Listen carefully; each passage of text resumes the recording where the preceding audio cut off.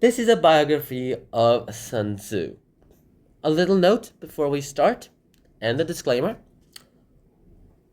This is a hotly debated topic. Sun Tzu himself has all of his dates written with circa in front of them because there are no contemporary records about him, which I will go ahead and explain later in the video. So, let's start the known life of Sun Tzu. Sun Tzu, what we can all agree on, was born in the state of Qi. And this is where the debate starts. We have no idea when he was born. Now, people hotly debate this. Some people say he was born sometime in like the 600s BCE. Some people say he was born like the 400s BCE. But like something else I should probably mention here is that for now, I'm going to use dates listed on Wikipedia because that is pretty much the only source that I'm using for this video. So I'm 90% accurate. Let's get this started with. Circa 544 BCE is the date I will be using, and he was born as Sun Wu. This is how you spell it in the traditional form, and if you want the traditional form, like the simplified Chinese form, you go ahead and just write this. Obviously, he is most famous for writing the one and only The Art of War. And because he wrote The Art of War, he would go ahead and become critically acclaimed throughout the ages and the centuries, all the way to this day. Now, we have no idea what happened in those years in between, like 544 BCE to 512 BCE. We have no idea what happened in between. But what we do know is that sometime then, in like the sometime around 512 BCE, he moved to the state of Wu, where he would be introduced towards King He Lui, and via another military strategist, Wu Zixu. And this is when we get the famous Sun Tzu and 180 concubines story. Here, we have to go ahead and get into a little bit of a mythological thing. This is more like those tall tale legends that someone has done to write about, like just to get a point taken. You know, like those stories, like Aesop's fables, where they go ahead and have like a hidden story and a hidden meaning at the end of the story. This is probably just one of those stories, but this is pretty much one of the only few stories you know about Sun Tzu, so I will share it right now. So Sun Tzu himself was one day summoned towards the court of King He Lui, and the king himself said, "Hey, I read your Art of War, fantastic stuff. I want to go ahead and ask you a few questions about it." And Sun Tzu is like, "Okay, thank you for liking the book, and it's my like life's pride and joy and work. What do you want to ask about it?" And he asked that, "Hey, so like those military tactics and those military drills and the drilling of anything, like all that kind of side of thing, can you do that to anyone? Supposedly that they listen, yes, I can do it to anyone. Okay, let's suppose I want you to do it to 180 women concubines. Could you do it?" And the Sun Tzu was like, "Yes, I can do it." And so Sun Tzu went ahead and was requested by the king to be given 180 concubines and to drill them into military-shaped drills. Now, Sun Tzu himself said that he would accept only if he had these two agreements, terms and conditions, to be agreed to. One, that he would have the total obedience of the concubines, and two, that the king himself would not interfere in any of this. And so you know what the king went ahead and did, right? He went ahead and checked the box of terms and conditions and agreed to all the terms, these two terms, and let Sun Tzu go ahead and do his job. Now Sun Tzu went ahead and got 180 concubines together, and he, among those 180 concubines, went ahead and selected two of them to be the commanders. Those two being the favorites of the very favorites of the king himself. He went ahead and told them all the military drills, went ahead and told them how to do the military drills and what he expected them to do so when he did some sort of actions. And when you asked them if they'd all understood, they said, "Yes, we all understood." Like that kind of thing, probably. I like to imagine they did it like that. And he went ahead and ordered them to go ahead and do the military drills. He got them into their positions, and then he beat the gong. Like, "Gong, turn right." And they did not turn right. Instead, they went ahead and burst out in laughter. "Ha ha ha ha ha ha ha." And then they did absolutely nothing except laugh over there. And so, at this point, Sun Tzu himself was thinking, yeah, this is only the first time. It's probably my fault. My instructions weren't clear enough. Yeah, it is my fault. I'm gonna have to explain it to you guys again. Okay, let's go. And so the second time he's like, okay, I'm gonna explain to you very clearly with these very good instructions. Okay? And then all the concubines will re-explain them in a much more detailed way. And then Sun Tzu goes ahead, beats the gong, turn left, and then they're all like, ha, and they do not do anything at all. They just laugh. And so Sun Tzu at this point is like, okay, first time, I wasn't clear enough. That's my fault. But now, I am very clear enough. So, yeah, I need to punish you guys. Okay, 2 commanders. It's also your fault, mostly, because you are the commanders. You should be leading them and making them not laugh. I'm going to go ahead and give you a punishment. And they're like, okay, what punishment? I'm gonna behead you. And they're like, what? And he went ahead and got them all together in this position and proceeded to cut their heads off. But before he could do so, the king himself, who was watching from like the terrace above, witnessing all of this, would have exclaimed that, oh my god, not these two. Okay, if it was anyone else, I would probably be able to live. But like, no! And then he would have sent a messenger to send the following message. Please, okay, so His Majesty has already witnessed sufficient evidence of your ability as a general. Without these 2 concubines, His Majesty would lose his appetite. He therefore desires that the order for execution be rescinded.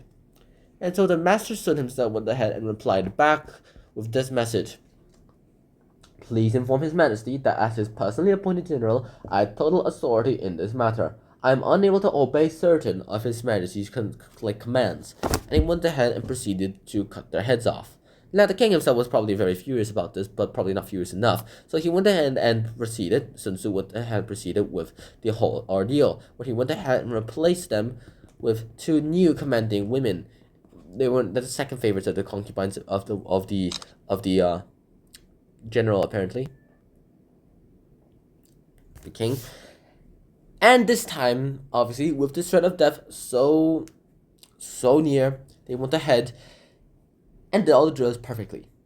Gong, turn right. They turned right. Gong, turn left. They turned left. Gong, turn front. They turned front. And gong, turn back. They turned back. At this point, Sun Tzu went ahead and ended it and told the king himself that, hey, all of your troops, all your concubines are now well trained. You can go ahead and inspect them this very instant. And the king was like, I'm not going to inspect them. You're giving me sufficient evidence you're a general. Stop trying to terrorize me anymore. And get out. And Sun Tzu was like, I see your majesty goes ahead and only cares about the words and the report of success. He doesn't care if it's actually the actions of success. And so the king himself was very impressed by this and went ahead and got Sun Tzu become his military general during the Wuchu Wars. This became one of the best things that he could ever do for the King Hilu. In the Wuchu Wars, he would go ahead from 512 to 506 BCE. He would lead the Wu forces and the Wu army to fight for King Hilu, and then all the way to 506 BCE. And in 506 BCE, he would go ahead and lead the Wu forces to defeat the Chu in a famous and decisive victory, where he would provide and he would go ahead and prove his military genius and that it is superior than anyone else in ancient China. And now this is where everything starts getting a little bit of an iffy kind of thing. Now, we obviously do not know when he really was alive. We go ahead and have a bunch of circas in front of his dates. So his death date himself is no exception. We have circa 496. Some people go ahead and say that he died in circa 496. Others go ahead and claim that he died in circa 470. But the majority of people go ahead and claim that he died in circa 496. And so I will be using this as his traditional date of death. And now I'll explain the debate part. Sun Tzu himself has no contemporary records of him at all in this period. Now, I'm going to talk about that picture in a little minute, and I'll get to it soon. There's this detailed historical record from the time period that Sun Tzu existed. It's called the Zhuozhuan, and the Zhuozhuan itself it's a detailed account of the warring states in the Wuchu period, especially between that time of 512 to 506, when we should have at least had some mention of Sun Tzu. But unfortunately, there is no mention at all of any Sun Tzu in that record. which is very interesting as well too. One other thing I should probably mention is that the writing and the examples and the time period that the Art of War seems to be written and seems to hears to and reads to be like from seems to be from the Warring States period, which is like 100 years after Sun Tzu's alleged period of lifetime. But one thing we can go ahead that we can confirm is that his alleged ancestor, as his alleged descendant, Sun Bing, would be using the art of war to use his own tactics and get his revenge against his enemy and his former friend who betrayed him. And this is known as Sun Bing's Art of War. He wrote his own Art of War called Sun Bing's Art of War, and we can confirm that these two Art of Wars are very different. So one thing that none of us can deny though is that the art of war certainly exists. The art of war itself has been influencing not just Asians but also like other people in the Western world too, as soon as like it became an English translation and Western language translations involved. Like since like the ancient times, for the Asians this is one of their own books. It's like comparable to Machiavelli's The Prince, whereas the West have The Prince, the Asians and the Chinese more specifically have the Art of the War.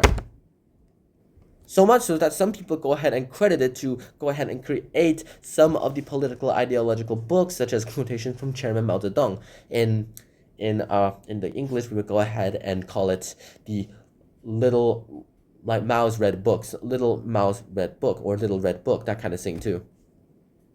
But just think about it. Machiavelli's The Prince and The Art of War. These two can be compared so much so that they're timeless. Their advice is timeless. You can use them, you can apply them to any life. This can be applied to literally any political kind of ideology, and this can be applied towards anything in your daily life, not just war too, because the majority of us in our world are definitely not going to fight someone else. So one thing I will go ahead and talk to you guys about so is that if you want actual quick advice, Machiavelli's The Prince is a quicker read than The Art of War. But I will do mention to you that Machiavelli's The Prince has had some negative connotations throughout the ages. Machiavellian itself, it's not the most positive word, whereas The Art of War itself has had a positive appeal and a positive ideology towards everyone else. Mostly because it doesn't just talk about politics, it also talks about daily life. How you can apply it to your daily life. It's like the essential classic book of life. So I hope you guys were able to learn something new about Sun Tzu today. I hope you guys were able to get some myths debunked about him, whether or not he exists, and that is your opinion for you to decide. But I will assume that he does exist. His book exists, so I hope to see you guys soon. Until next time, Shihano, peace. Bye bye.